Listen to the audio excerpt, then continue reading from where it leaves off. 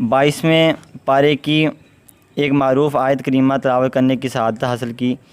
जिसमें अल्लाह ताला इरशाद फरमाता है वमा अरसलनाका इल्ला काफ़तल लिन्नास। मफ़हूम ये है कि ए महबूब पाक, हमने आपको ऐसी रसालत से भेजा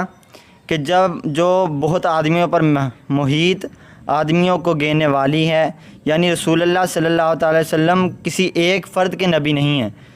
हजूर किसी एक जमात के नबी नहीं हैं, हजूर किसी एक फ़िरके के नबी नहीं हैं, हजूर एक इलाके के लिए नबी बनकर नहीं आए, हजूर किसी एक मुल्क के लिए नबी बनकर नहीं आए, हजूर किसी एक कबीले के लिए नबी बनकर नहीं आए, बल्कि हमारे आका अलैहिस्सलातु वस्सलाम की शान में कुरान पाक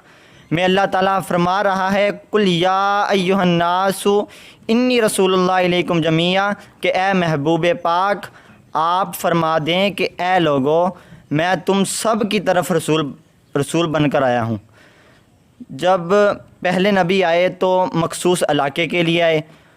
मखसूस जमातों के लिए आए। कोई नबी मुल्क शाम में आया, कोई नबी फ़लस्तीन में आया, कोई नबी इराक़ में आया, कोई कहीं आया, कोई नबी ईरान में आया, कोई मगरब में आया, कोई नबी मशरक़ में आया, कोई जनूब में आया, कोई नबी बाबल में आया, कोई नबी मिस्र में आया, कोई कहीं आया, कोई कहीं आया। मगर जब अल्लाह ने अपने आखिरी नबी जनाब मोहम्मद मुस्तफ़ा सल्लल्लाहु अलैहि वसल्लम को भेजा तो किसी एक जगह के लिए नबी नहीं बनाकर भेजा और एक जमात के लिए नहीं, बल्कि रसूलुल्लाह इलैकुम जमीआ, और हुक्म दिया है या अय्युहन्नास, या अय्युहन्नासु, यानी या अय्युहल्लज़ीना आमनु नहीं फरमाया। अगर या अय्युहल्लज़ीना आमनु फरमाया होता तो हजूर सिर्फ़ मोमिनीन के लिए ही नबी बनकर आए होते। अल्लाह ने फरमाया या अय्युहन्नास,